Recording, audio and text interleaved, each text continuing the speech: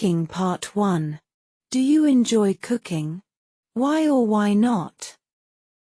Yes, I really enjoy cooking. For me, it's not just about preparing food but also about a creative process where I can experiment with flavors and ingredients. I find it quite restorative after a long day. Plus, there's something rewarding about sharing homemade meals with family and friends. It creates a sense of togetherness that I cherish. Speaking Part 2, Cue card.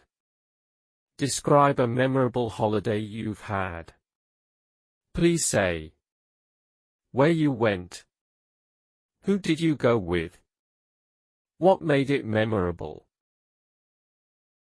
I'd like to talk about a memorable holiday I had in Kyoto, Japan. It was a few years ago when I traveled there with my family during the cherry blossom season. Kyoto's historic temples and stunning gardens were breathtaking, especially with the cherry blossoms in full bloom. We visited iconic landmarks like Kinkakuji and Fushimi Inari Shrine, which left a lasting impression on us. The peaceful atmosphere and the beauty of Japanese culture made it an unforgettable experience for all of us. Speaking Part 3. How do you think technology has changed the way people spend their holidays compared to the past?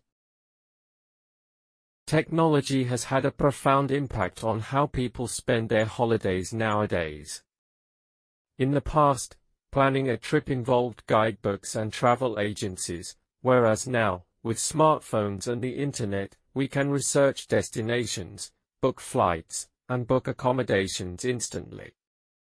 This convenience has made travel more accessible and personalized.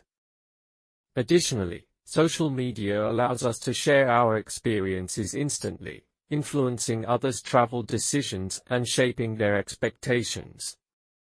However, there's also concern that technology might detract from authentic travel experiences by prioritizing superficial moments for the sake of sharing online.